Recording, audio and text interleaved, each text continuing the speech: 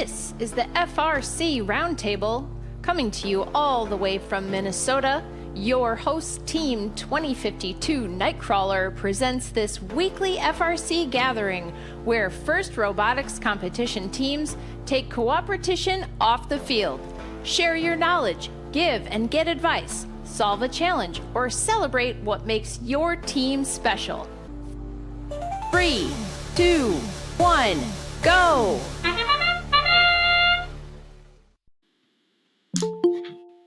All right, recording has been started. Welcome everybody to the Sunday night call. Tonight we've got Talon is giving us a talk tonight on training, and Riley, is that right, Riley? You're the one that's leading it. I already forgot who raised their hand earlier. Riley's going to lead our conversation tonight. Riley, how do you want to handle questions? Do you want people to interrupt you? Do you want to hold them till the end? What do you want to do? I would like people to hold them until the end.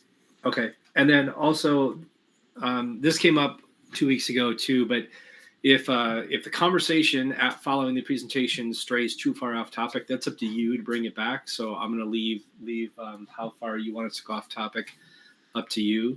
And I don't have any other announcements. So Riley, the floor is yours. All right. I will start presenting. Also, Riley, I left a message saying I would do this. Yeah, I would like to just run the presentation. Sure. Yeah. As I did. Yeah. Here we go. Oh no.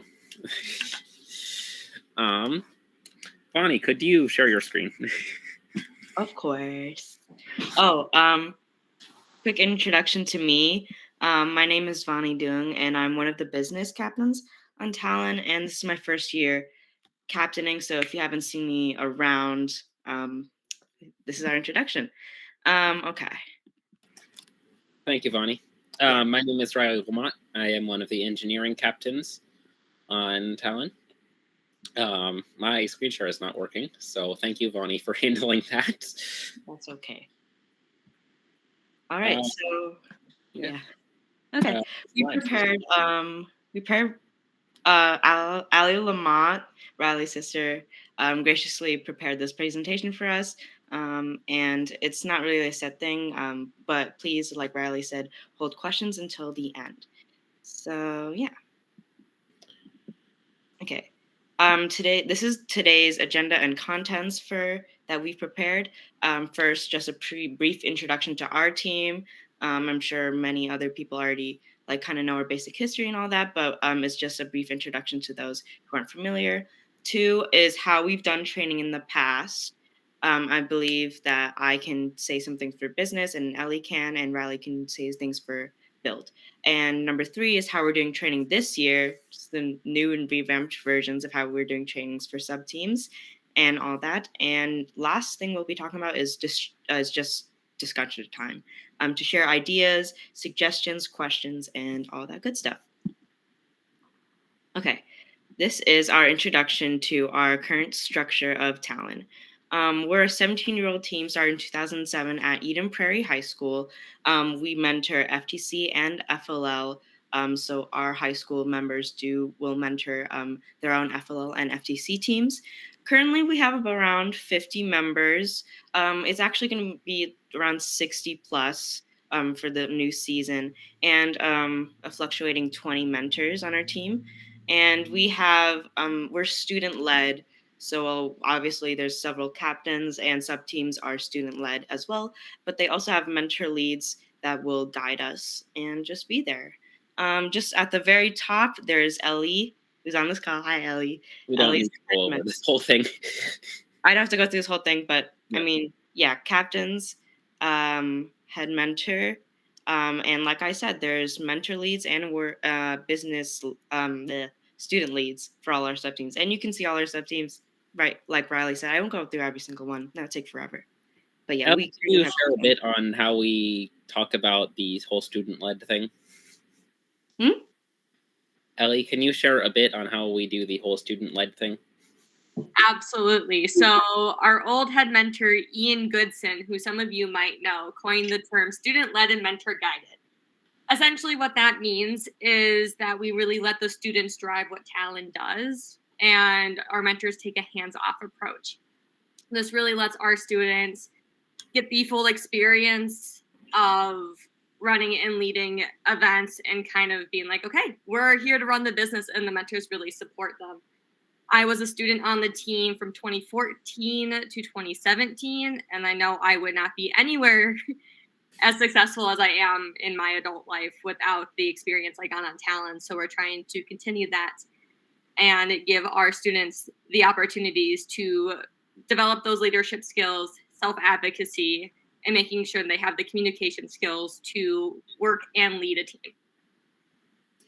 We generally have compared to our general mentor base, we have a very weak technical mentor base.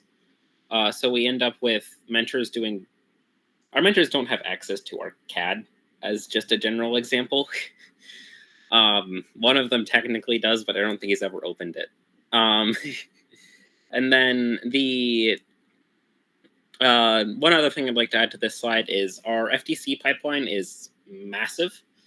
Around half of our new members come in through our FTC program, which is this year it is 5 teams.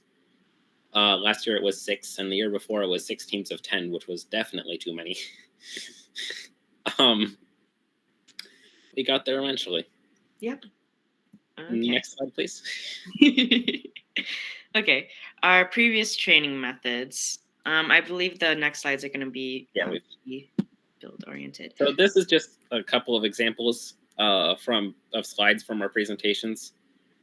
We'll go more into exactly how this all works, but I just wanted to give you guys a nice visual. Visual. Thank you. Next slide, please. So, that's on. Okay, the last slide is in the wrong place. That's unfortunate. Okay. So, sub-team meetings were the bulk of training. They were an hour long. They were typically once a week, though some sub-teams went less. And they were, on the business side, they were for working on sub-team projects, so like applying for grants. Or on the build side, they would be for training.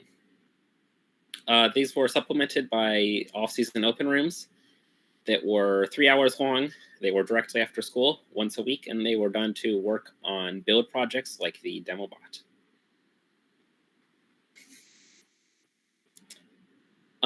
So this was definitely a system. We made a lot of progress on off-season projects. The demo bot came far closer than it's ever been to being a thing, but not quite there. And it kept pressure off of our relatively new leads. Again, we have a lot of leads, and so they necessarily have to be generally underclassmen that have only had about a year of experience on the team. However, the 1 hour meetings were just far too short to effectively train, at least on the build side. So people just came out of the meetings knowing very little. I was the design lead. We got so little done that I had a very hard time remembering when my meetings were. Then new members have very little project ownership. A lot of people will say burnout is just putting too much time in. It is very clearly not. A lot of the time we do see burnout. We saw burnout with new members where they just came in from FTC expecting building their robot and ended up building somebody else's robot. And that difference in expectations led to several people quitting. And then a lot of meetings just lacked attendance. I think a fairly good meeting had 3 people going to it on design. It wasn't great. So for our 2024 to 2025 training methods, so training month and mini trials was the general structure. We supplemented it with some training over the summer, which was just trying to keep momentum. But those were just like once a week. And they were structured similarly to the training month trainings. The training month trainings were the bulk of this. These took place over the course of September. They were 2 to 3 hours long, typically directly after school, and had the first half being lecture and some second half being students doing projects based on that. As a general example, I had a lecture on robot structure, like tubing, gussets, bolts, etc. And that was followed by a project of your rollers are in these positions, create a structure to connect all of them. This is going to be followed by mini trials. We have 3 mini trials teams that's new this year. We have open room 3 days a week for 3 hours direct after school. Next slide, please. So this, well, this led to our, Ronnie, you can go back. Yeah. Oh dear. Okay, this led to our new members being much better trained. I'd like the pros and cons slide. That'd be great. Pros and cons slide, ideally. Thank you. This led our new members to be much better trained as compared to based on the meeting system. And that's just as measured by reports from the leads. And new members do appear to be retaining the information that they learned very well. Unfortunately, the training month schedule was far too dense to run everything in one month, so we had to overlap with our other off-season programs, most notably our FTC program, which a lot of our core members that were coming up from the FTC program were themselves mentoring the FTC program because we can't find enough support for the kids otherwise. So we had to schedule a couple of trainings on top of that, which lost a lot of core attendees. This led to our mini trials members not being trained enough in design and CAD to design robots, which is something that we are currently trying to solve. And then the last thing is the 3-hour time slot is very hard to fill, especially for the new leads. With that all said, I know we have a couple of our members here. If you would all have anything to add to the pros or cons from the training month. Rishi, I know you're on this call. You don't have to say anything out loud. You can put it in the chat too, but we would love to have some opinions from non-captain members. So we have a few of our leads as well as a few of our members who went through the training, just to kind of give some perspective from those who are both running these training sessions and how they feel like they can, or how successful they feel they were. While Rishi types, Allie or Charlotte, would you guys be willing to talk about how your days went? Yes, Charlotte. Sure. Hi, I'm Charlotte. I'm this year's fundraising lead, and I would say our training went pretty well. A lot of new members came into the sub team, which was nice. I know last year, I think we had 2 people in the sub team, and there were about 12 people that came to the training, so that was really beneficial.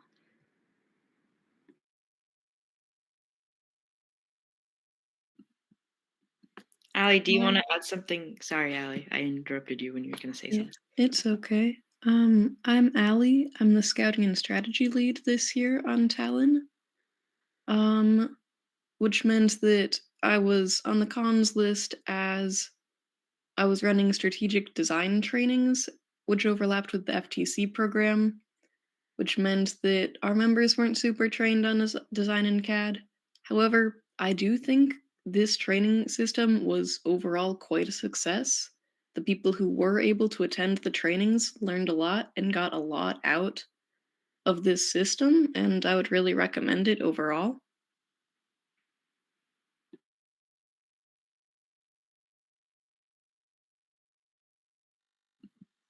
Okay. We'll wait a bit for Rishi to finish. Yeah, sure. We have John. You can give your perspective. I filled in for marketing, as we have some new marketing mentors as well.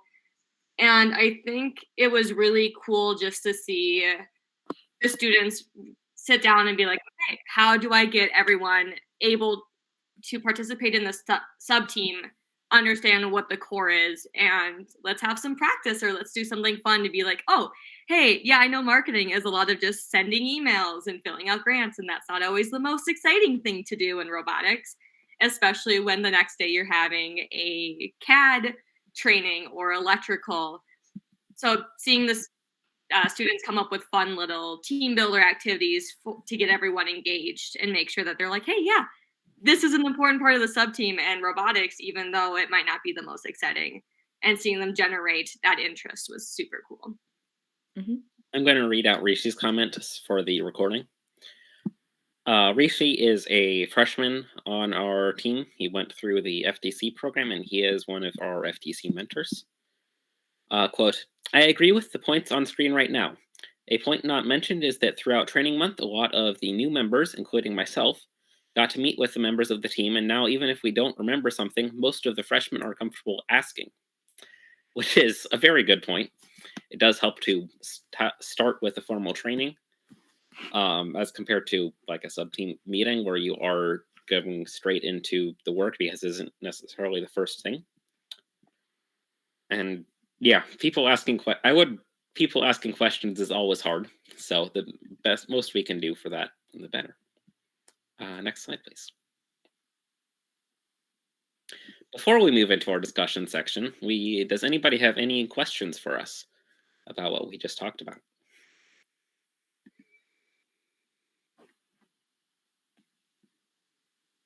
Or I know we actually went past a slide that had like sub-team presentations, and that felt more business oriented. So we can cut back on that slide and talk before we go straight into discussions. Yeah, go for it. Okay. Okay, these are some of the training month presentations that our own sub-team leads created and used during their meetings, their trainings. From quite an order is from the top left is media, inclusivity, I'm pretty sure design and strategy, and then electrical and fundraising. Please correct me if I'm wrong. But basically just letting our sub-team leads have complete like reign over what they want to introduce upcoming new members on our team to straight away. For example, like marketing, which handles a lot of grants and sponsorships and stuff like that, would really help people know that you can lead like demos and stuff on their own and just help overall in a team with grants. So it's distinctions like that that sub team leads have full reign to introduce to our newer members. And yeah, I'm sure we also have like some leads on the call that can talk more about this, but it was very great, at least from my experience on the business side, to see this because a lot of newer members that wanted to come in and experience things more build oriented, like I don't know, like building and like working on the mini trial robots and stuff, they had a chance to kind of see like what business sub teams handle and also get into it on their own, like helping lead team builders and stuff like that, which in its essentialness, like leading an event for our team is creating a sign up and helping mentors and other people get stuff ready for team builders and stuff like that. And that's all I really have to say, so we can just go straight into discussion. And we have like some topics made ready straight away. Oh, we had a hand up. Are we gonna? Yeah. Okay. My screen's tiny, but. Yeah, Ben, your question. Yeah, so you said to ask any questions. So I saw on a back slide further back, you said like you're doing training 5 days a week. Is that just like one, you have like basically just one subject you're training, or are you running concurrent sessions at the same time? No, so our trainings, Vonnie, can you find that slide with the schedule? Yeah, the calendar, yeah. Is running their training. There is only one training going on at a time. If somebody wanted to attend every single one of these trainings, I'm pretty sure they could. People just go on the days that have the things they're interested in. Okay. Yep. Okay. And because each of the sub teams have their own mentors, from the mentor's perspective, we were really able to kind of spread the wealth. So it wasn't one mentor coming in 5 days a week for 3 hours, and everyone was able to go and support their sub team, kind of get that situated. So a lot of them had either one meeting a week or one meeting that month to support. Yeah, super easy to keep adults in the room. Yes. Okay. And then if no other questions come up during this, and we're just going straight into the discussion then, which is pretty much free reign. A similar question from the beginning, Riley, do you want to have people like just jump in? Is that all right for everyone? So for this part, discussion is gonna be a free form. All right. Okay. I'll be moderating to make sure it stays on topic since we have Okay. several topics for the next slides. But Yeah. All right. So the first one is design and CAD training. I have several prompts here. So how do you get students interested? How do you teach them how to use your CAD program? So like drawing shapes, making assemblies. How do you teach new students how to design a part from the ground up? This is typically our hardest thing, is once a student knows how to make shapes and put shapes together, how do they figure out how you make a part? Where do you start for that? And then how do you teach new students strategic design?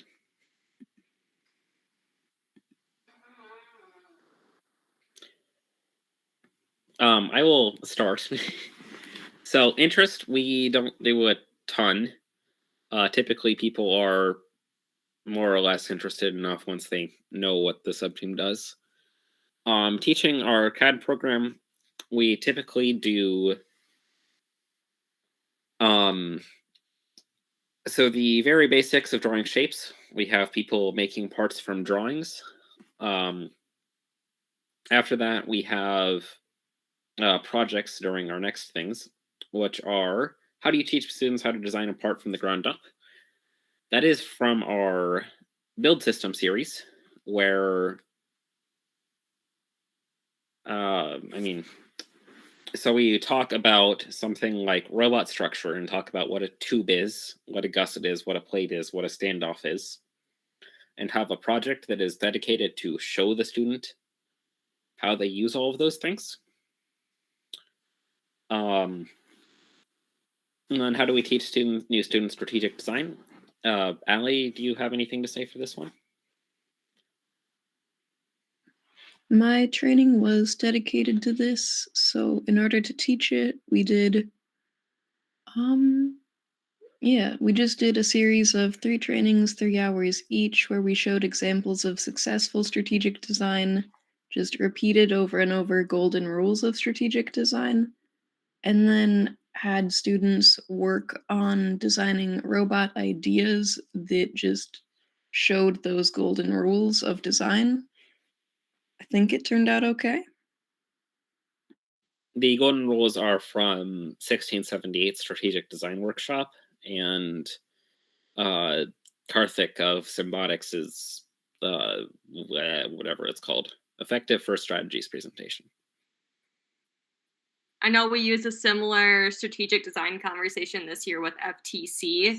And one of the activities was, if you can design a better robot than the high school students using these rules, and the kids who were listening in the presentation did take it to heart, because Riley did end up bringing candy in for all the FTC kids, because the high schoolers who weren't paying attention to the presentation, who are admittedly our freshmen coming in and we're just building a robot how they normally do, ended up making kind of an overcomplicated design, where the middle school students, because that's just how we do FTC in our area, really took the trainings to heart. And even when they were officially designated on teams, they're like, okay, we have to take Riley's lessons and use them. So it was really cool to kind of see that philosophy start in FTC, so it will grow and become just a big culture change of robotics.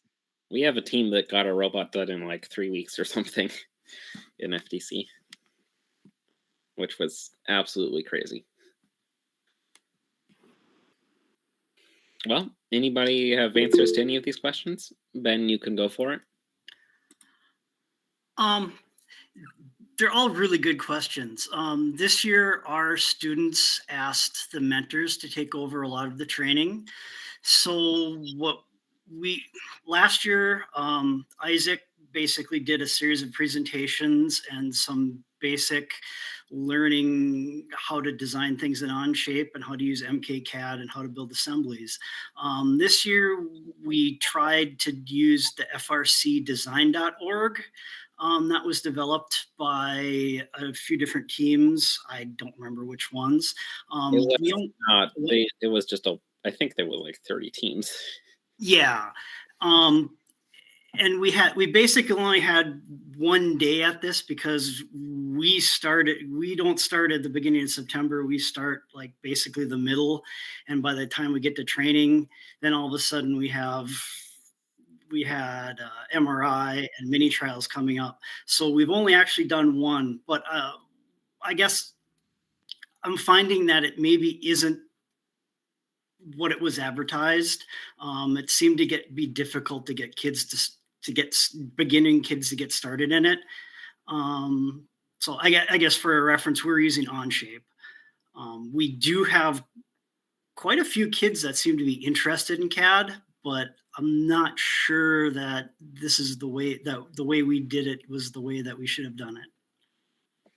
Yeah, FRCdesign.org is not an introduction to CAD.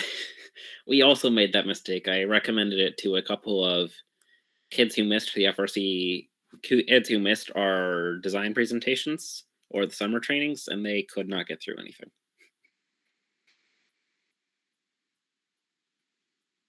I think it'll be great after a couple of presentations of our own or something, but in our research too, so we kind of went through our training month and we got 2 mini trials, and we started with mini trials right away, and we're like, okay, cool. So they have the concepts and kind of know what they want their robot to look like, but it's like, okay, but you can't just put a motor in that hole without connecting it to anything, because that doesn't actually work in the real world. You can't make that part. What are you making it out of? What are you making it on? Yep. But the team 3005 RoboChargers actually does have an Onshape like CAD class, and it's like lots of videos and presentations. So I will link that here as well.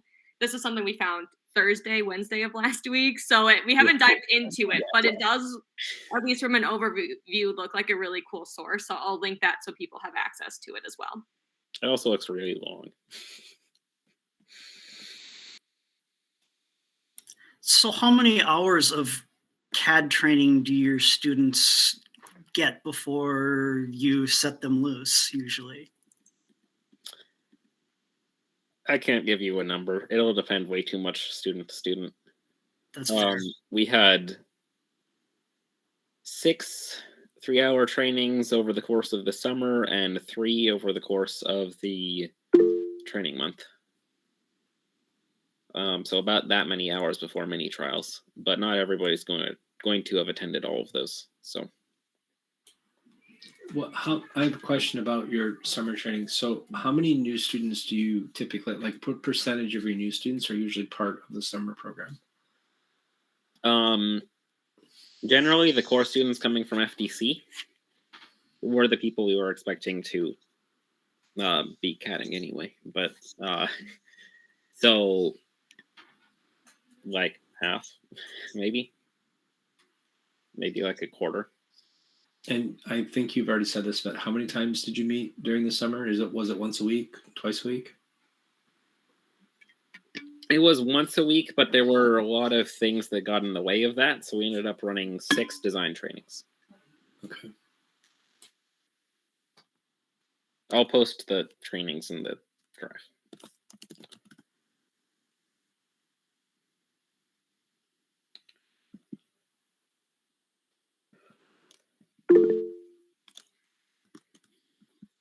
Yes, 8878 just raised their hand.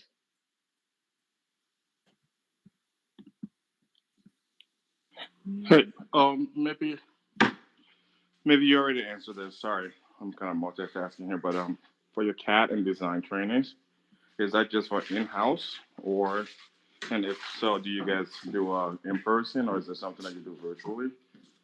Fully in person. So if there was a team who needed some CAD help, is that something if they coordinated with you, can they log in virtually, or is that something that's logistically?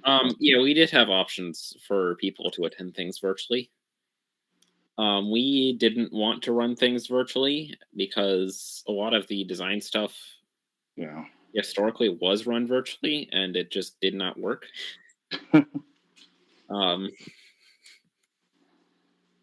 Yeah. Right, thank you.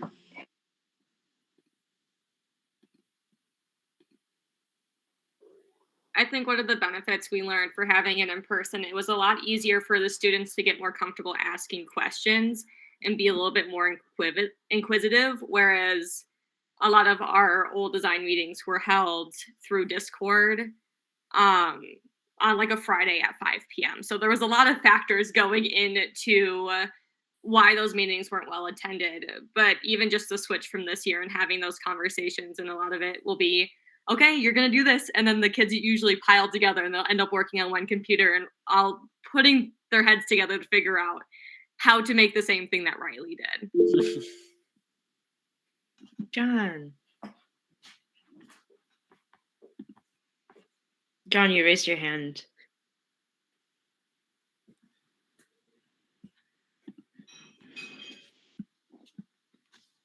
Can you hear me now? Oh, Josie, hi. Yeah, we can hear you. Hi. Yeah, my dad and I are together. Yes. But to add to Ellie's point is since a lot of our kids are FTC kids, they also know each other. So like if they're in person, they're willing to like whisper to each other, like, how do I do this and that stuff. And then also it kind of gives the person teaching the training, like, you know, who needs more help, but it also, so it gets them more comfortable like talking to each other as well in that way. They're also just so much more well attended in person. You can go ahead, Aerobot. No, the reason I asked the question is because I was asking in terms of I have a few students on my team that have an interest in learning CAD. I'm not able to teach them that stuff, and I was just looking for different ways I can provide them with the resource that I don't have. That's why I asked. Where's your team located? Ashby, Minnesota, between Alexandria and Fergus Falls. Okay.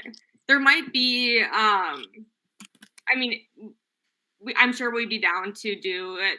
Riley is our resident CAD expert on the team. Kind of did a deep dive on his own and is now the person who teaches everybody. So if it would be something that is useful, since we've kind of learned from our mistakes of like, how do you make something online effective? We're trying to make our team more accessible as a whole, because we have a good mentor base, but it's like they can't always come to meetings. And how do we kind of let it be accessible? So we're kind of working on those things. So it might be something that like, hey, we can kind of go over some of the things with teams, or I know Nightcrawlers is fantastic as well, that we need to do some sessions where they meet with your students and we can try to create a program that is more virtually specific to help with that. Thank you. All right. We can discuss that more if we've got time later. In the meantime, can we get the next slide, please? All right, so on programming, how do you teach kids programming concepts? How do you teach them your language of choice? And how do you teach them how to use robotics libraries like Lipulib, since those are so very different from programming Java in general? I am not a programmer. I know programming. I attend several programming things, but I am not going to speak on this because I don't really have the experience to talk for our programmers. Go ahead, Mark. Hey, so I think that for our team, it's really the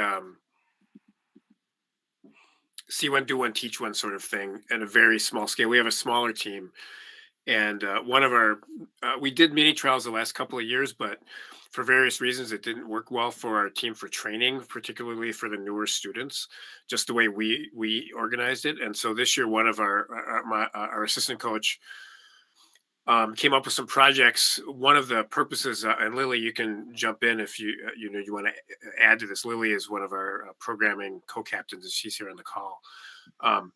But our assistant coach came up with the idea of just doing some mini projects throughout the fall where everybody would have to be involved with each other, and so the teams weren't siloed. So, for example, her the first project she came up with was she was like, well, we could maybe do 3 of these during the course of the fall. I'm not sure we'll get to that, but the first one was a tennis ball shooter. So to shoot a tennis ball into a trash can that's 6 feet away, what do you need? You need to build, you need to CAD some parts. The idea being CADing the parts out of wood or acrylic or something that would be simple and quick to cut, and there could be a lot of iterations. And the programmers would the veteran programmers would teach the new programmers how to program motors and how to program to shoot. And the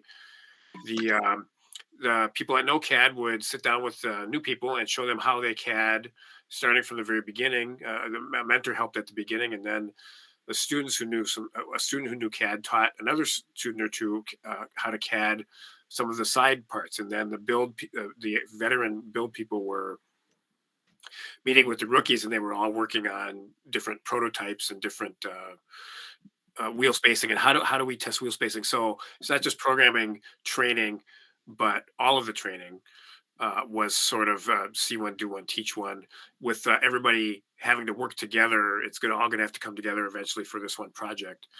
And I think, Lily, you are in the process of teaching the programming. You are teaching about or you're going to be teaching about the libraries and all of that sort of stuff. And you can go ahead and take it from there and talk about that if you want to. If that's okay. I mean, I'm not running the meeting, but. Yes, Okay. Lily, you can go ahead. So what we did was like I coded the code for our tennis ball shooter project, and what I'm doing right now is basically we have this TV that we can kind of hook our code up to, and then what we had was make our programmers make their own individual branches of on GitHub so that they can store their code, and then they can like copy the code that I programmed before, and then while they're coding off of what I wrote, we basically explain every single concept that's on there, and we explain what a class is and like really basic programming stuff. And I think it's been working really well. And if anyone has any questions, they tend to ask. And it just makes programming like really fun because, well, we sometimes get off topic, but we get back on topic all the time. And it's really fun because we can like get to know each individual member of our team as well as learn our programming concepts. So it's pretty great. I just want to say that Lily has really stepped up this year and is doing a great job. She and her co-leader are doing a great job leading that and teaching the students, and it's really fun to watch them.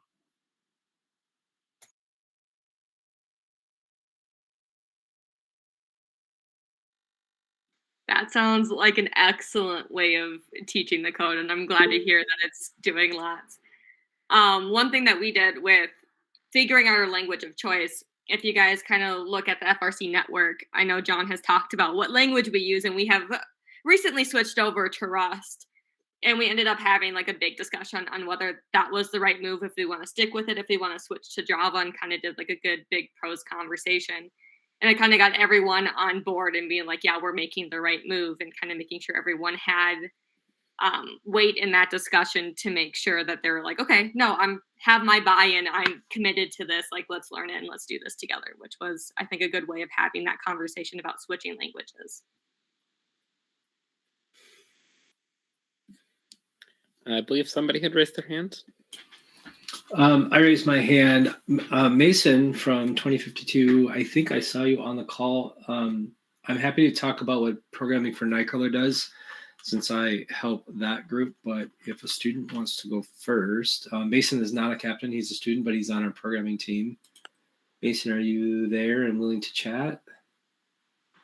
Sure. Yeah, I'm here. You want to give us a kind of an overview of your perspective of how training works for Nightcrawler?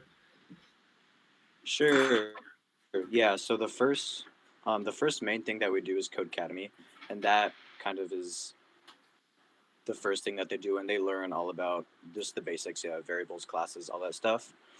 And so that's where they learn their core stuff. It's kind of solo, which could be changed, but I think it's pretty good because it's all these individual lessons, and you have to like get it right multiple times in a row, and you like actually build the skills. And then after that, you learn about Git, which is pretty important. And after Git, you learn basically, it's not required, but one thing that we had last year that was really great was, so we made like a template robot and we just gave like a drivetrain and things. And then we put in like bugs, just like keywords in the wrong places and stuff like that. And then the students having to go through and like figure out why this keyword doesn't make sense here and like why this code doesn't make sense and won't run. That was beneficial to us because they really figured out like what's doing what, and yeah, developed your skills a lot. Something else that we have been planning towards for a number of years and have struggled to get up and running is building training robots. So I happen to have this on my desk, so it's a good time to bring it up. So 2 or 3 years ago, we bought the Pololu robot board. So it looks like this, and you put a Raspberry Pi 3 or 4 or 5 on top of it. And it allows you to write WPI lib code the same way you'd write robot code. The problem we have found with the Rami board by Pololu was that there was a release and then it was never updated again. But we've built Hungry Hippo robots, basically just a robot with a hippo head that would go around and grab a ball and then drive it across the screen. And we could not keep it running for more than 30 seconds or so. It would brown out, it would disconnect. We have 5 of these, and sometimes the Wi-Fi would never show up. You could never connect to the robot. And we had lots and lots of issues with it, and it seemed like we were a little concerned that support wasn't there, or wasn't going to be there going forward, and we were just having a lot of problems with it. So this year, we have bought the XRP platform, which I know was showcased at Champs last year. Dean came and held one up and talked about it. But what we found with both the Rami robot and the XRP robot is the chassis is not very conducive to doing to making projects available so that all of your students can just CAD up robot mechanisms. So last year, or maybe it was 2 years ago, I made this robot chassis that's all 3D printed parts, and it drives with a single motor, but it's geared so front wheels and back wheels all run, and it's full of mounting holes everywhere. And then this is what the backside looks like. We take the XRP red motors that have encoders on them, and then the XRP board, and just mount them on the bottom. We're hoping to build a training platform that uses these golf ball wiffle balls and make a game out of it, and leverage our CADing students to design mechanisms that can move the ball from one side of the field to the other, perhaps even pick it up and shoot it. And then that would give us hopefully a variety of mechanisms that our programming students would learn how to code. With platforms this size, the training is pretty restrictive. You can either make a motor go forwards or backwards, or you can make a servo open and close. So it's not nearly as comprehensive as if you were doing 3 or 4 mini trial robots and you actually had robot chassis, but much more cost effective. I mean, I think we're talking about maybe $60-$70 in both parts and filament to make this chassis. So we're hopeful, and we're gonna see what we can do. We have this actually on our schedule to do XRP training starting the last week of October to teach subsystems and commands in the WPI lib style of writing code. So we'll see. It's been a struggle. I'm not going to sugarcoat it. It's been a real struggle to use these small form factor robots that are intended to work for training as actual training. And because most of the robots, the Rami included, and now this XRP, pretty much the only thing your robot can do is drive. And when you create the sample project for the XRP and for the RAMI, you have a fully capable drivetrain ready to go. There's no code to make. It's already done for you. So unless you make custom mechanisms, in my opinion, it's almost useless as a training platform. And it's not a simple thing to do to create mechanisms that behave like FRC mechanisms behave. It takes a lot of time and effort to design, 3D print, test, and build curriculum around it.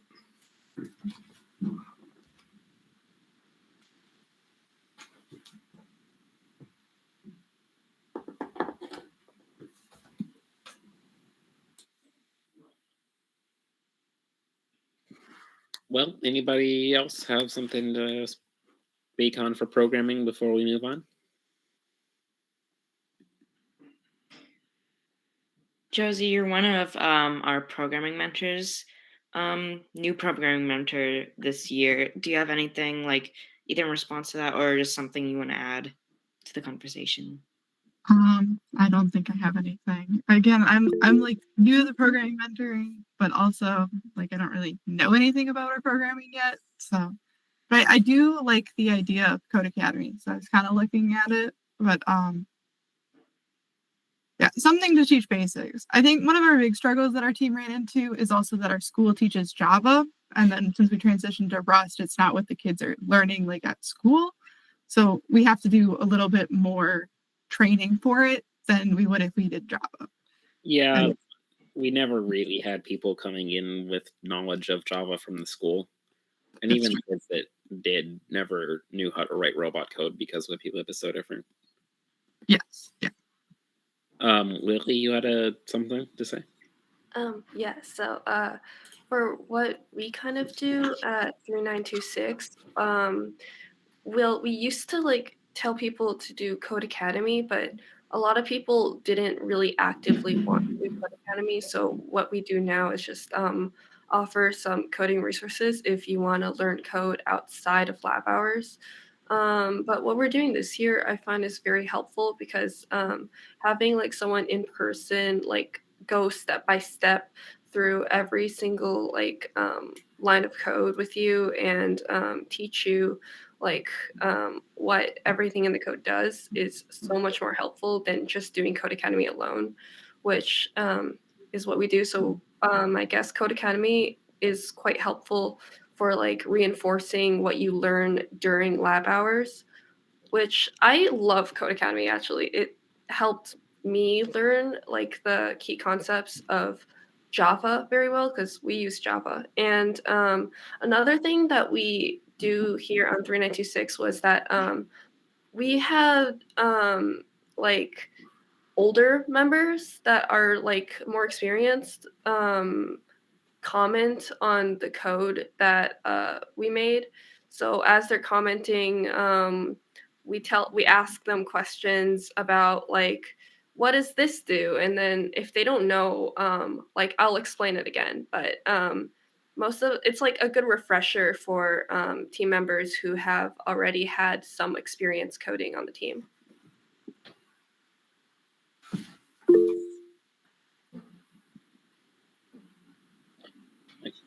Before you go, I'm going to read out what Rishi said in the chat.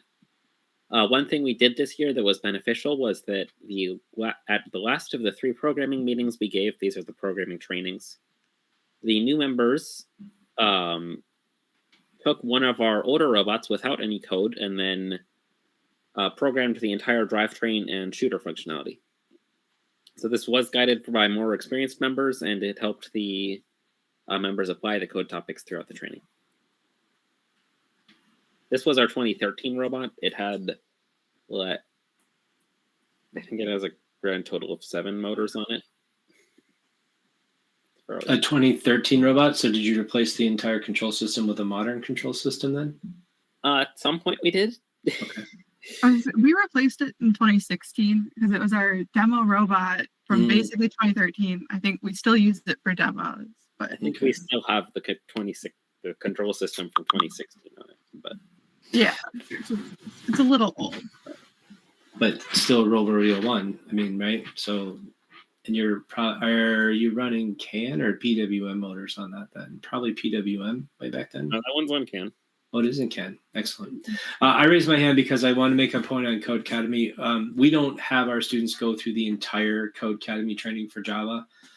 We have them finish the lesson up to classes. And at that point, we say, okay, stop there. Now we're going to teach you robot code.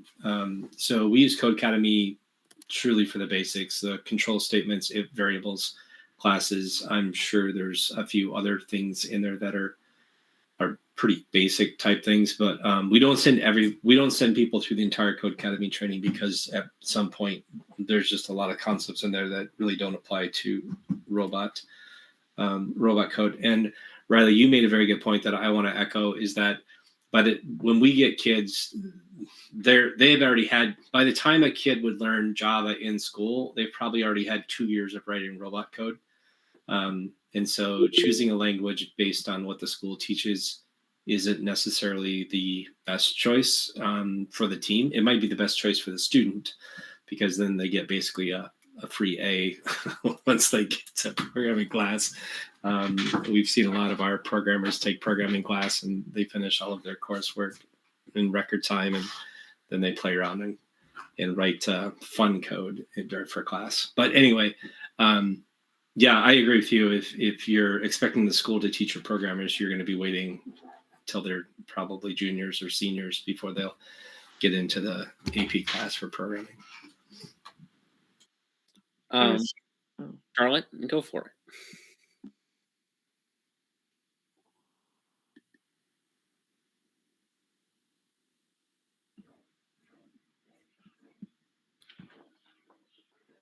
I just realized my mic was muted. Sorry. So one of the things we did over the summer was a program called Girls Who Code. This was really beneficial. We all loved it, and it was a way to get new girls into the coding world. This was about a 10-day program, 1 to 2 hours each, like I said, in the summer, and this basically just taught them basics about coding and got people interested. So if you want something, to get more girls interested, then I would definitely check that out. Charlotte, can you talk on who was attending that? Yeah, so 6th through 12th graders, with the majority of them being middle schoolers, I would say. And then I think we had about 10 to 12 members at each meeting, which was really good because none of them were on Talon. So that definitely got a lot more people into Talon that are interested in coding. I know of 3 girls currently that just joined, so that's really cool. Yeah. Does anybody else who is there have anything to add? The cool thing about that program is that it was run by our girls on the team as well, who taught themselves programming to help lead these classes. And the one that was really spearheading it was an alumni who was like, hey, I really want to do this class. Is it possible to do it? And we're like, yeah, absolutely. So it was just kind of a passion project that ended up working out really well. But because of the age ranges we chose, it is also a way, as Charlotte said, if we wanted to bring in some of our new members who didn't know coding too, we could bring them in and kind of give them the basics in a space that might feel a little safer. But also, was it Mason said something that I think I want to try to steal for our team is the having code and making them look for the bugs specifically. That's brilliant. So Riley, Josie, write that down. Not a programmer. Mark, you had your hand up?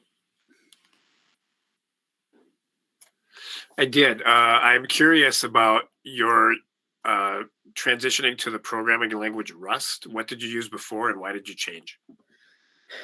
That's not a question for me. I will do my best. So Rust, for those who don't know, is a relatively new programming language. It was developed, I believe, for use in Firefox. It's a much more modern programming language than Java. So we were using Java beforehand. We transitioned to Rust because it is massively faster than Java because of its lack of garbage collection, among other things, and because of its beautiful implementation of async that lets us write robot code that can return to not block the main loop. without needing to deal with the jank of command-based. So our robot code is much closer to Rust than most other robot code is to Java, which just makes training. I mean, if you know Rust, you can write robot code for us. If you know Java, you can't write robot code for an FRC team without extensive knowledge of WPLib. I'd have to pull up more than that to give you more than that.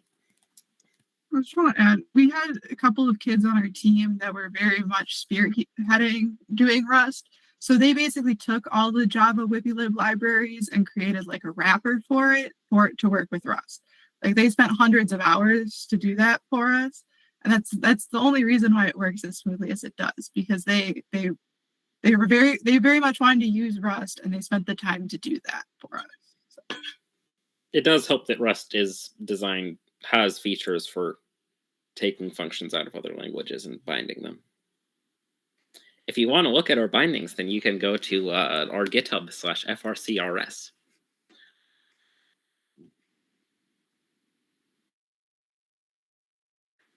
Anybody else have stuff for programming? I have one more thing. Ellie, you had mentioned it sounded really fun to have a bug hunter type of program. Something else that we used to do as a core part of our training, a custom Java training that we now make optional, is we give the students a challenge of creating a text adventure game. This used to be part of our core training because our 2016 robot basically had a state machine. And if you don't know what a state machine is, I'll talk about it in terms of mechanisms. So with our Stronghold robot, we had to extend an intake out halfway. We had to wait until the ball had rocked into the catapult. We had to fire the catapult. The catapult had to come back down. We had to wait until a sensor detected the catapult was down, and then the intake had to come back in. And so that's a lot of steps that are needed to fire. And then if the driver initiated the firing sequence, but then released the trigger before the robot had actually fired, you then had to get back into a starting state, and you had to do it in the proper order. And so that effectively is state machine, is what state am I in right now, and how do I either go forward or go back? And it turns out that's very much identical to if you were building a dungeon crawler text adventure game and you were telling your character to go north or go west or open the door, close the door. It's a very similar concept, and that's something that a few, but not all of our students go through, and it teaches variables. So if they have to find a key in the dungeon so they can open the door at the end to get out, you have to have a variable to keep track of the key. You have to have variables to keep track of where am I at. You have to have a rules engine of can you even go north or east or west. And so that is also a fun exercise. It's not a quick or simple exercise, but our programmers that sort of run out of things to do before there's a mini trials bot or an old robot to reprogram can spend time doing that. And some of them go crazy and they make super complicated maps and have all their friends play their game. But it is a thing that we've done in the past that has varying success over the years. All right, I think we will move on to our next slide, which I think Vonnie is not currently here to change the slide, but our next slide is, oh, you're back. All right. Physical robot training. You can see the questions up there. This would encompass our electrical subteam. The actual robot build we do not have tied to any specific subteam. We had our engineering captains, myself and Timothy, just ran this.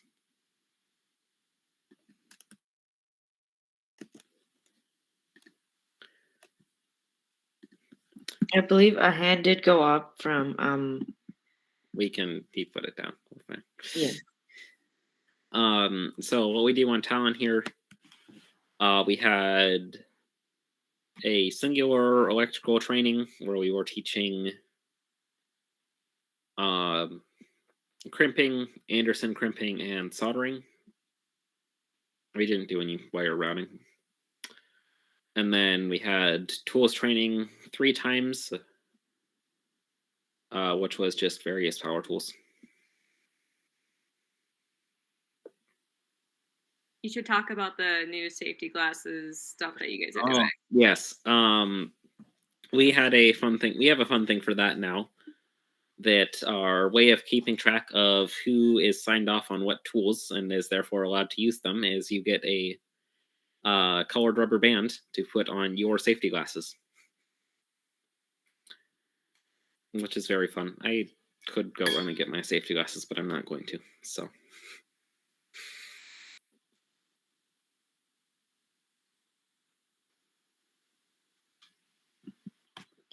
Okay. Jeremiah, go for it.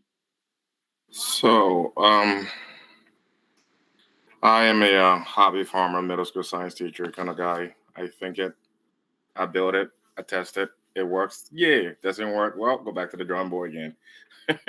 And so 3 years ago, I got myself in this insanity, and I don't know when I'm going to get myself out of it. So I tend to have a lot of questions for those of you, but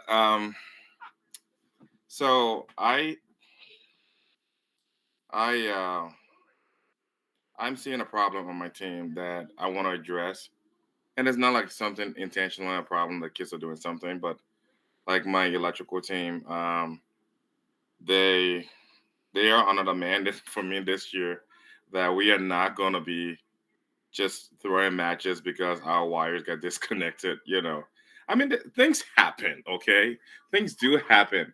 But if you can't tuck at it and test that to make sure that it's going to work, someone have a 120-pound robot coming at you full speed. Yeah, well, hopefully stand the test of that impact. But also, some of the things I want my kids to really understand this year is the physics behind how your robot work. And you can look at an FRC, wiring, diagram and wire something. But do you understand why the cable from the batteries, it's a 6 gauge versus the end is, 18 to 22 gauges, how is it, and how do you run cables out of across or when do you run across versus parallel to each other? And so I try to this weekend just to get because I got two new kids that I had them build a swerve chassis and wire it up, and I intentionally told them to make it a 18 by 18, so you don't really have much room in there. And how do you get all these wires to go to not cross, interference with each other when you turn on a robot? Well, I think I thought I got my message across, but I'm asking here, is there anyone in this forum that have like a presentation that's already made, like the physics of physics 101 for FRC, like wiring and that kind of because I think it would be beneficial for something like that to be like, here we go and study this, come back with questions, and if not, I will ask you questions. And yeah, you can ask me, why can you put one together yourself? Well, I'm a rural, middle school teacher, 5 preps, and I got like 6 new curriculum that was thrown at me this literally a month ago. So I don't really have much time to even live a normal life. So if anyone got anything out there, please throw it my way, please, because I want them to get this the right way and not just, oh, what? I look at a picture and I, wire something together and it works. And so, yeah, I'm an electrical team person. Now, do you understand? I know what you're getting at. We don't have anything for that. Sorry. Our team is starting to get better at wire management. It has always been one of our struggles in the past. I think we have a counter in the room during build season of how many CAN issues that we've had, and we're trying to get that down to 0. We have not managed to do so yet, but we're getting closer and closer. So progress is progress. Better than last season. I saw the robot from Becker. What's that team name? Anyway, Becker and their this Crescendo robot. I mean, things were packaged so nicely, tightly. But the issue with some of the packaging that I saw was that if there was any issue, you had to take things apart to get to those cables. As much as you saw very little thing on the exterior, it meant in my opinion, maybe most likely I'm wrong because they know what they did and they're a really great team. It's like it's like how do you make those things also accessible yet also tucked away so that they're not a problem, you know, robot to robot contact type thing. We just don't worry about aesthetics. Oh, my concern is not aesthetic, Riley. My concern is we had a practice match between the Green Machine and St. Cloud. Put it this way, our robot is still fixing some of the damages from that practice match. We lost two motor controller Smart Maxes. They literally like broke, and I'm like, oh crap, So that's the kind of. It's not so much about aesthetic. It's more about we really need to win this match, or we need to, you know, make an impression. Not your robot goes and then quit, and then you're waiting for it to reboot or do something, or somebody should bump back into it so you can reset your wiring. One of the best sessions that we've had was actually hosted by Talon. It was after EMCC last year, and it was a session about wiring. Go back and find that on the YouTube from last year. That session about wiring. There were so many tips as part of that talk about how to secure your wiring. I don't remember there being a lot about how to route wiring, but there was a lot of things in there about how to secure your wiring and where to position your motor controllers and things like that. So that's definitely worth going back and listening to a watch if you're struggling with contact, knocking out your electronics or things like that.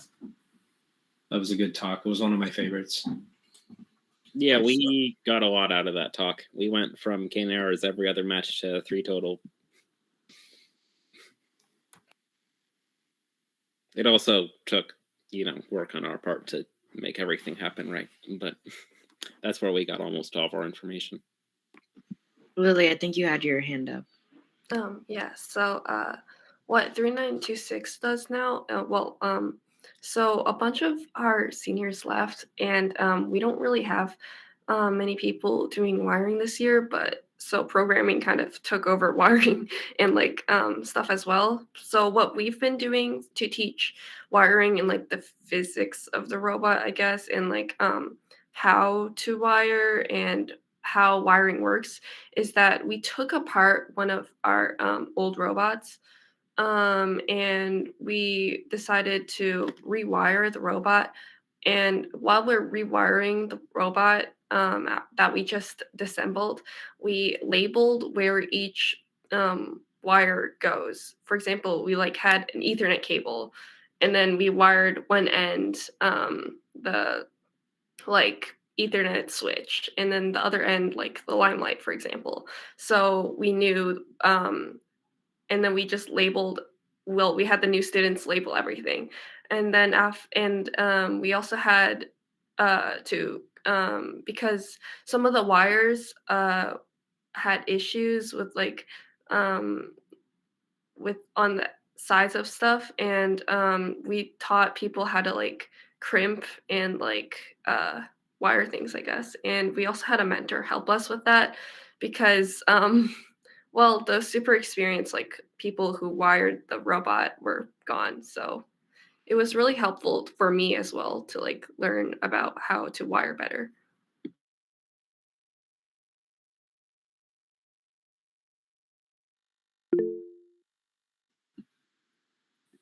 Jeremiah, go for it.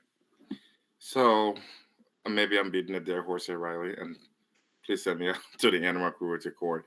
But so anyone here on your team ever talk about like arms laws with with kids and talking about resistors and all that technical, because if something starts smoking and you start smelling circuit breakers, why is it that you have those 10 amps fuses at the on your PDB, just those things. Because I mean what I'm trying to get at essentially is I tell my kids, I'm like, I admire you being on the team since you were in seventh grade and until you graduate, but the experience you're working with, besides maybe good work ethic and being a good sports and all that, what technical skill you're working with, can you say? I mean, it's not to say, oh, you'll be an expert at this because obviously you're not,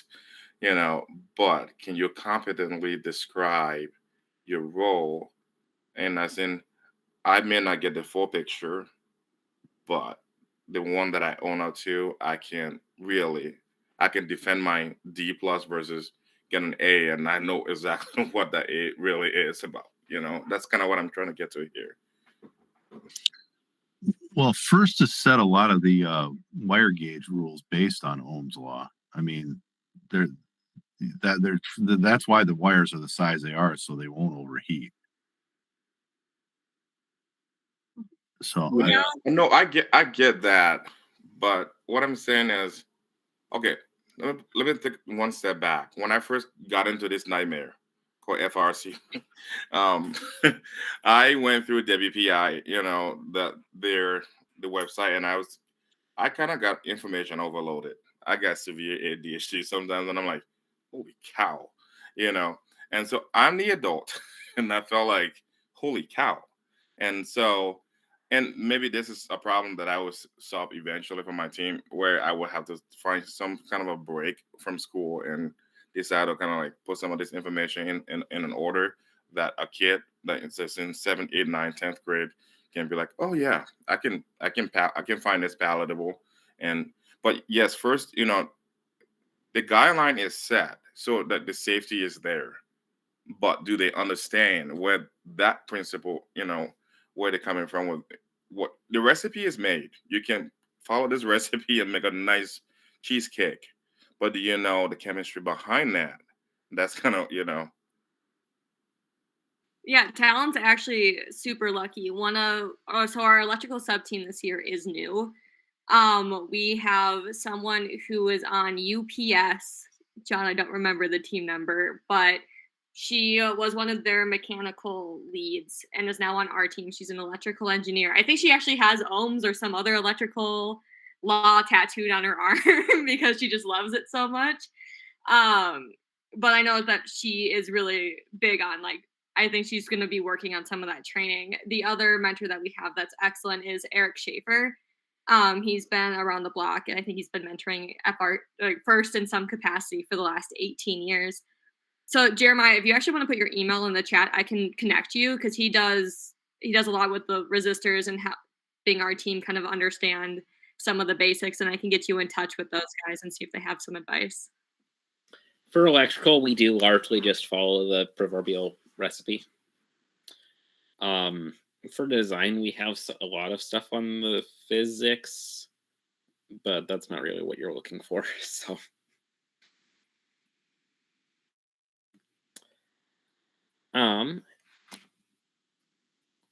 anybody else have anything to chime in on here?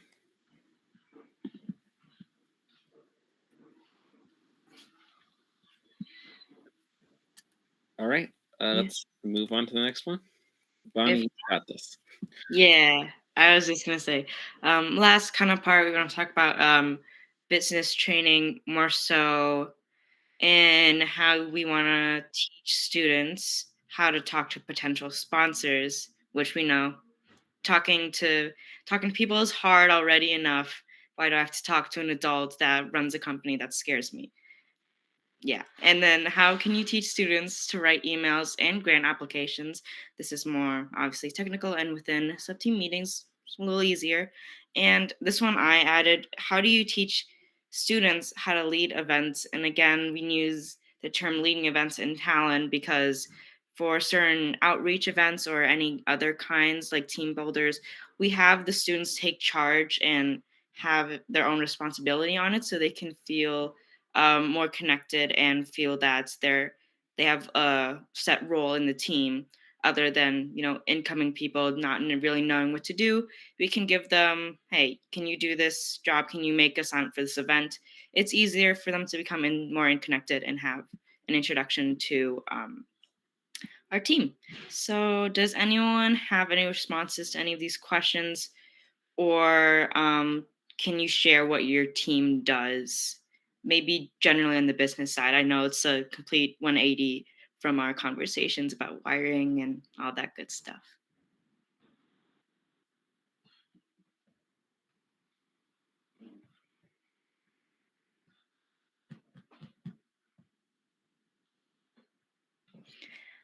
Um, yeah, Mark. Regarding the first two, teaching students how to talk to potential sponsors and write emails and grant applications, we have found that we need adult mentors to guide those sorts of things. And we have one student this year who's returning to the business team, to the operations team,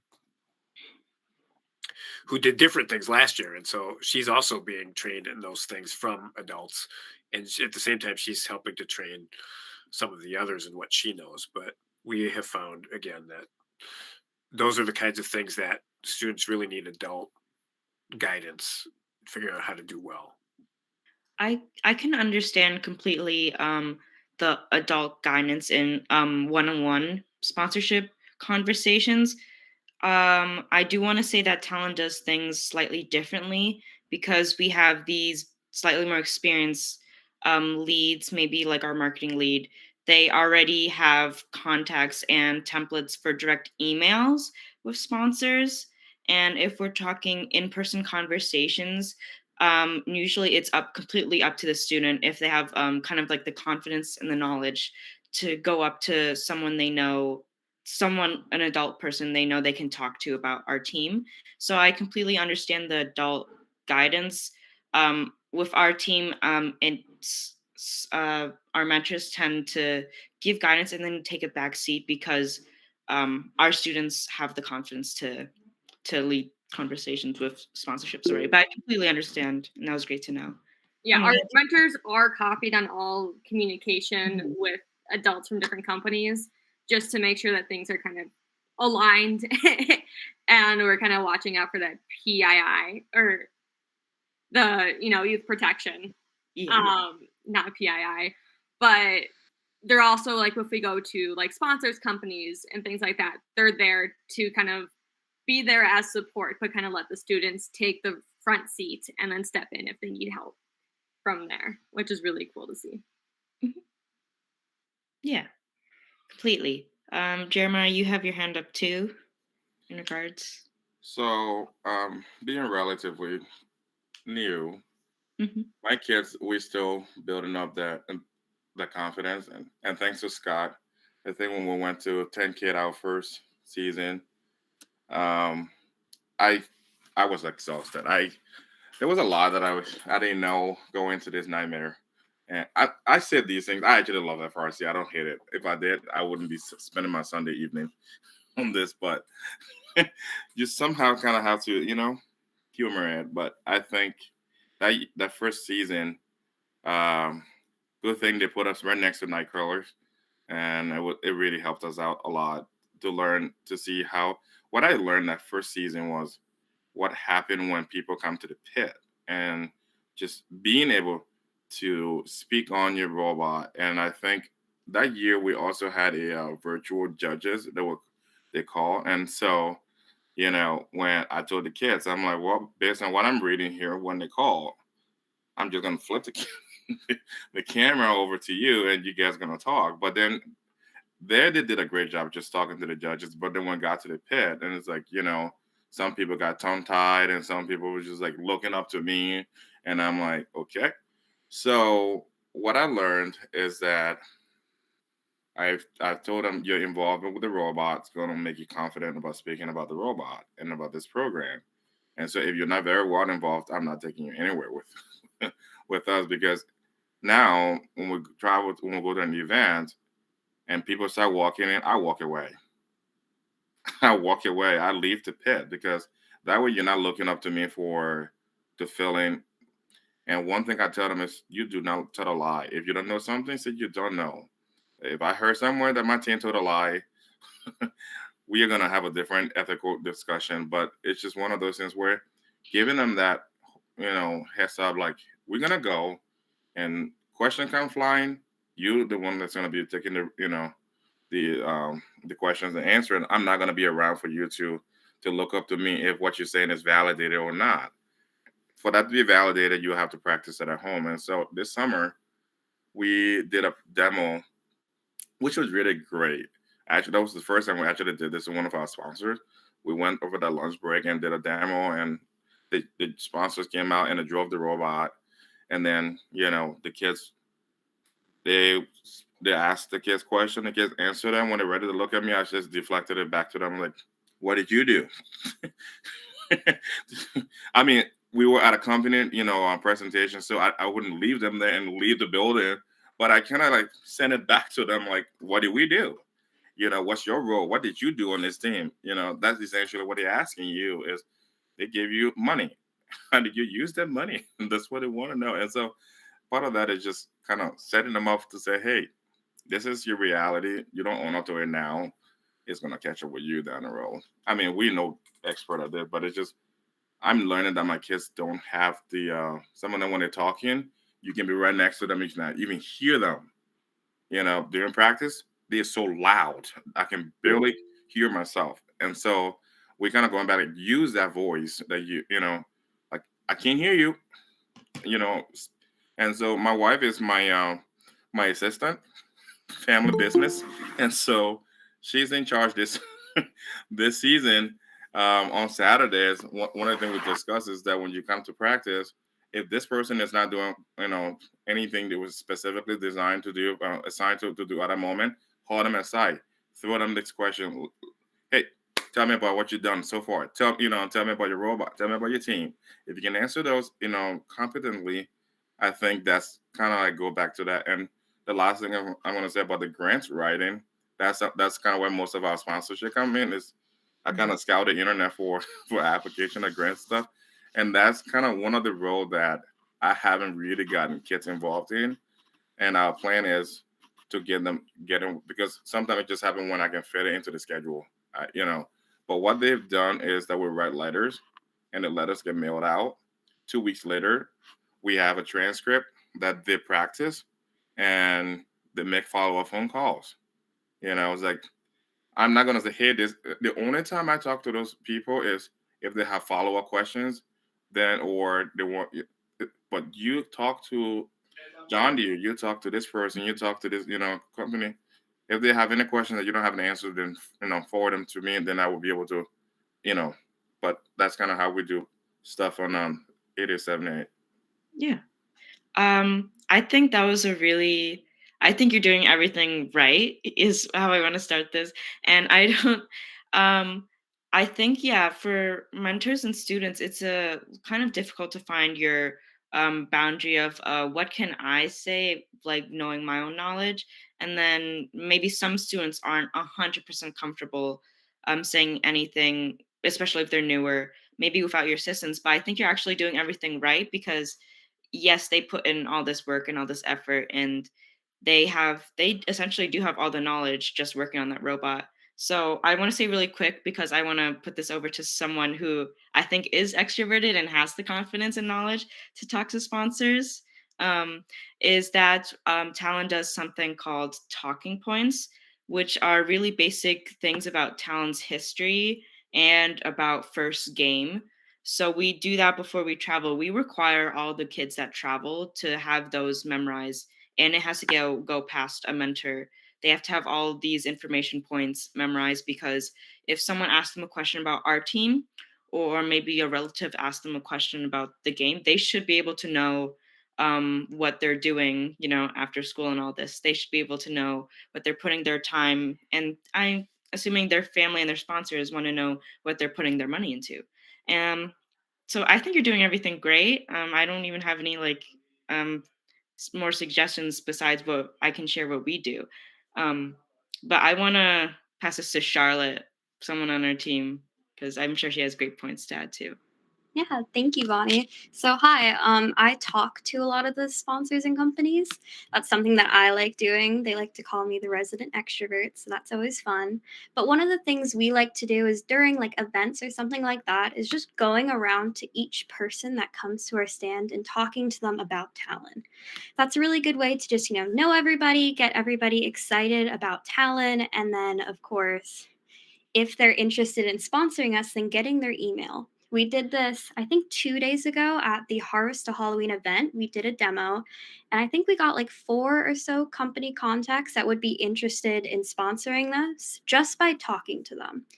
And then another thing that we do for the events is we'll go to each stand. Like each companies have different stands. We'll talk to them, give them a business card, and we'll go from there. So that's always a lot of fun. And does anybody else from Talon have anything to add to that? Yeah, so what Charlotte was talking about, I don't have an answer to the question, but Charlotte was just talking about, I think it was literally yesterday, an outreach event we did at Riley Park in EP was just a family Halloween event. And we did that as a demo within our own community to spread the message of kind of FRC Robotics. And there, I think all of the team members did a great job of going out of their own comfort zone and talking to families, because you never know if one of the parents, like if they actually do run a company and they would be interested in sponsorships and fundraising and stuff like that. It's one of the reasons why we got out of their way to talk to families there. We're not at the demo solely just to run our robot. We have more people there to talk to families and potential sponsors. And we do it, of course, because we want to know if they're interested in STEM, if there's anything we can do for the kid to get into our FEC or FL programs. I think there are 2 people with their hand up. Lily, you had your hand up first. If you want to go and say something. So something that really helped me build my confidence to like talk to people is like going to events like without the team, and it was like really helpful to like do like volunteer work at first events, and it was like really helpful to me because I got to know like robots better, and I also got to know other teams better, and it was just really good to build confidence. But also another thing that our team does is that we have letter writing campaigns, and I don't know if Shapiro wants to talk more about that because I don't know too much about that.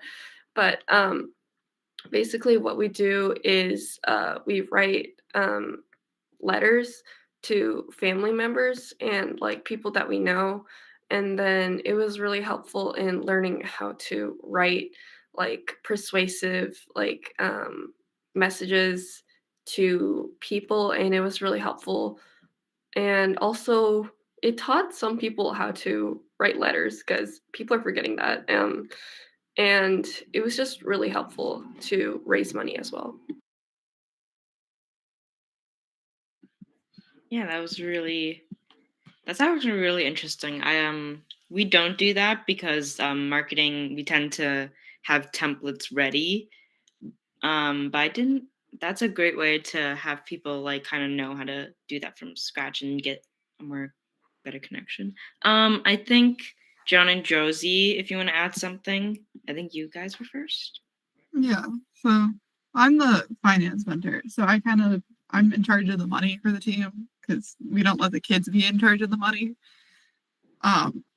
But basically, if they have like, I think someone had a question about like W-9s and stuff, so like it's kind of my job to go get that for the students, so the students don't like do that kind of stuff, and I guess I'm kind of doing that like support role where if the sponsors have questions about like money and that stuff that the students can't answer, that's kind of where I come in.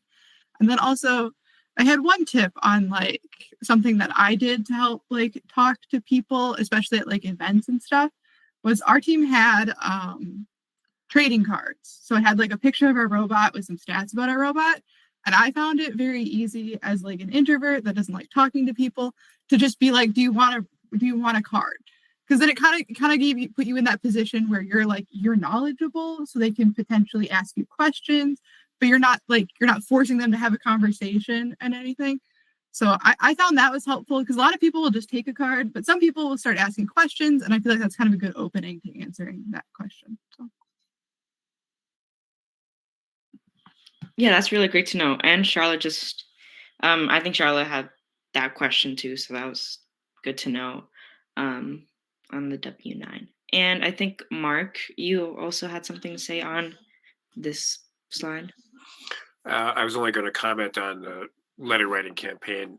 We are a private school, and so a lot of the fundraising is done from families, and the development office is very concerned with us double dipping and asking people to support the robotics team who already support the school and are already paying a large amount of tuition. So we have to be really careful about that. So the kids pick grandparents and other more distant relatives that maybe the school isn't necessarily contacting, and we have to sort of approve that with the development office to make sure we're not stepping on their toes.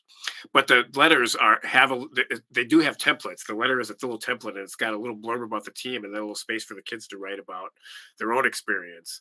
And I think what Lily said about, I don't know if it's really training well, but it does do some training and communication and promoting the team, and it does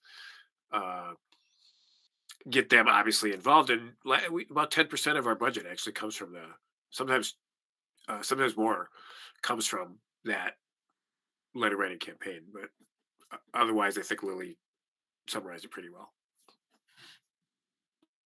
10% is really impressive. I know Ellie audibly made a reaction to that too. That's insane. Yeah. Any more points on any of the questions on this slide? And I'm just wondering personally about the third question because it actually kind of interconnects with the talking to sponsors part, is how do you get students to be more independent and kind of take on events and other things you might do on your team? Because I know starting my first year as a captain was one of our problems, I guess I want to say, we wanted to tackle is how do we get how do we make procrastination as small as possible? I'm forgetting the word, but it's like, how can we get more participation within our team? And one of the answers to that, I guess, was to just have them take responsibility and be more independent on events that they can start small on, like team builders, like stuff we do for fun as a team. And then they can kind of work up to points where they can feel confident enough to talk to sponsors maybe. And part of that is just leading an event. And I want to know kind of on how other teams do that. And just within your own team, how do you notice that your peers or kind of the students you mentor, how do they start to become more independent within your team?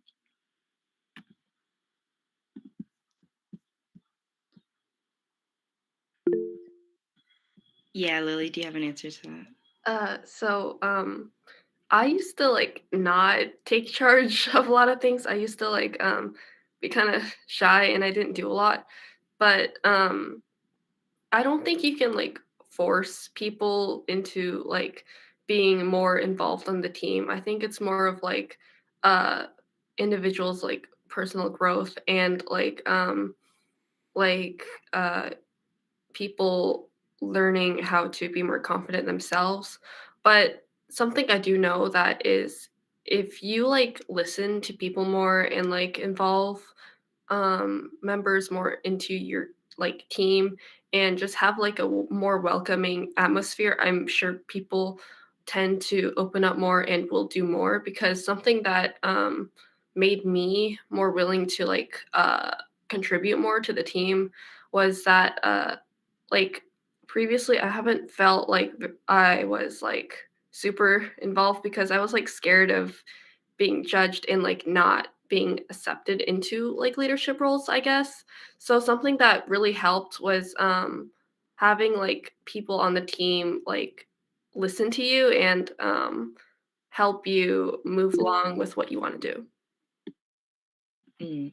I think that's really valid because The whole point, I think, of our program in high school is that we're leading kids in robotics, and also for their 4 years in high school where they're obviously developing themselves to becoming more independent, and hopefully, like, as you know, as a captain in our team, hopefully we just get them to become more independent slowly, and maybe it's just small stuff like, hey, can you talk to that family that just walked up to our booth, and small stuff like that.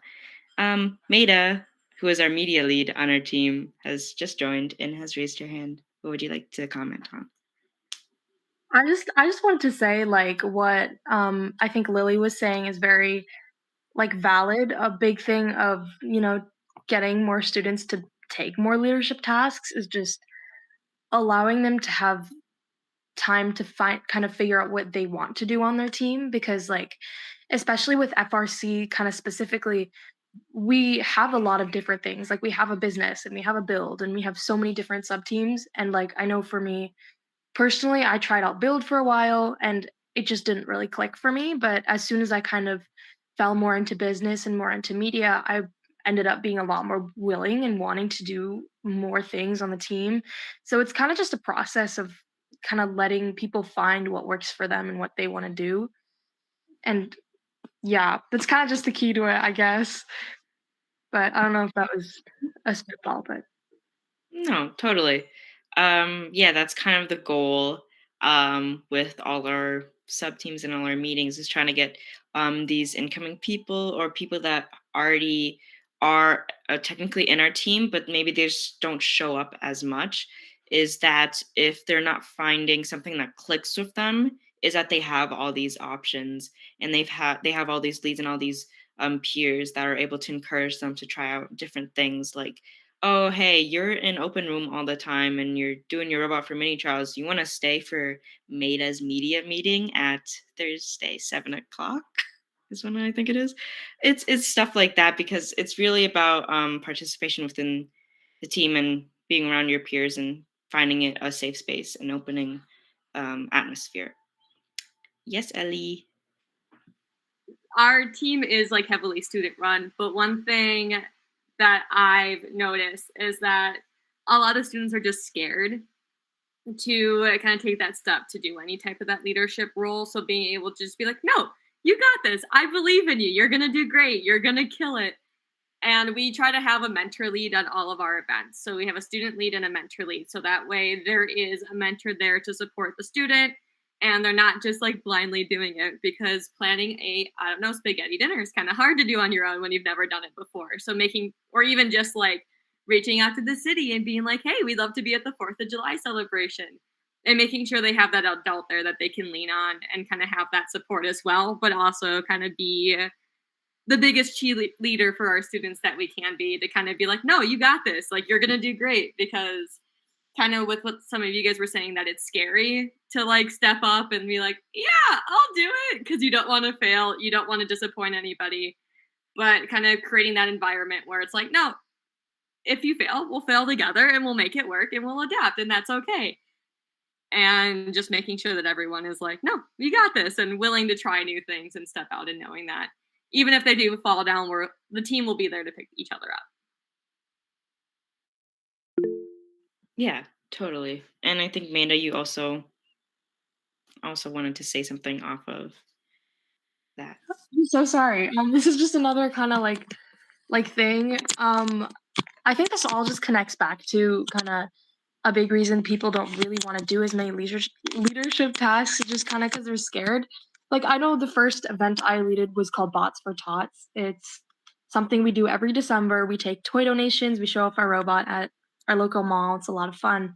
But I remember when we were setting up, I think all of the students were there. We were like supposed to set up the robot or something. But I had literally everything was set up. Everyone was there.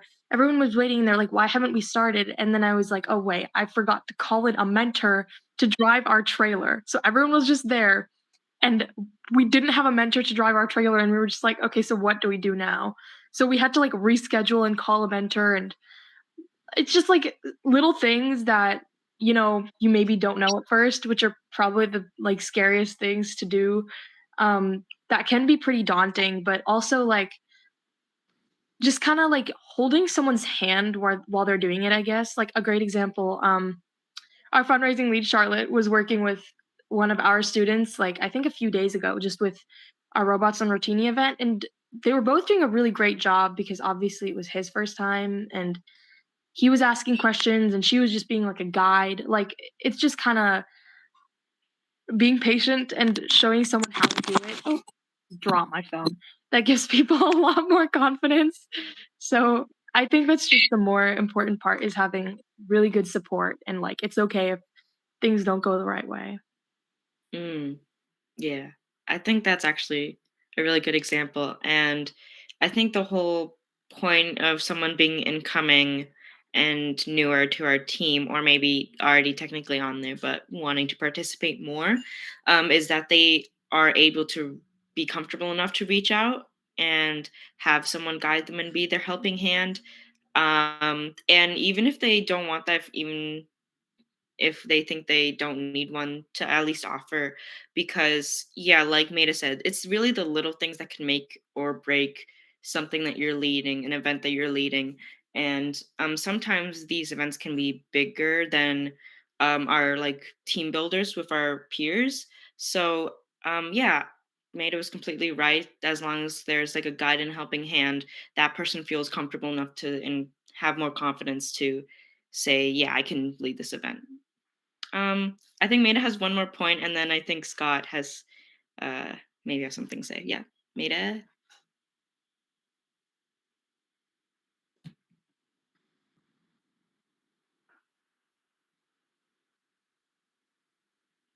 Okay. Scott, can you go ahead and? I'm so sorry, my mic stopped working. Okay. Okay, but I didn't have anything to say. I'm here, I promise. I was just like, I couldn't get plus on the screen. Anyway. Yeah. Go ahead. Well, I've been hesitant to jump in because the conversation is so great, but we are about almost 15 minutes over time. So I don't want to cut you off, but if there's an opportunity to wrap things up, I think it would be good to do that soon-ish. Yep. Okay. I think on behalf of like Talon, the people here, and just our team, this has been an amazing conversation from all sides, and all possible conversations that we could have had, I think have been had, and they've been great insight, at least to me. And I'm sure other team members can agree. So I just want to say thank you for, letting us lead this. I think we've learned a great deal on all sides. Yeah. We definitely have few new things to try out on our own as well. Riley, if you want to say something? All right. I guess we can say goodbye then. All right. Well, thank you very much. Big applause and thank yous to Talon for giving this session. You guys, it's not your first time leading a great session. Certainly was a very good one. And having said that, I do not believe anyone has signed up to give a talk next week. So if anyone is interested in giving a talk next week, I'd really appreciate if you'd sign up.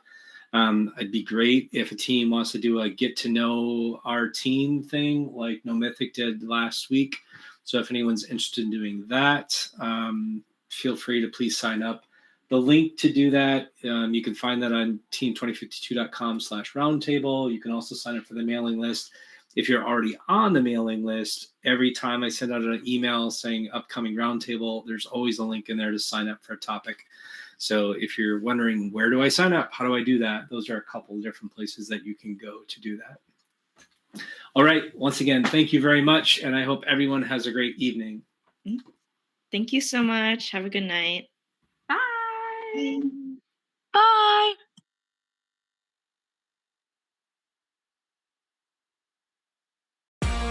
That's it for this week's FRC Roundtable. Join us live all season long, every Sunday night. Visit the website at team2052.com/roundtable to sign up for weekly invites. In the meantime, keep building, keep learning, and we'll see you next week.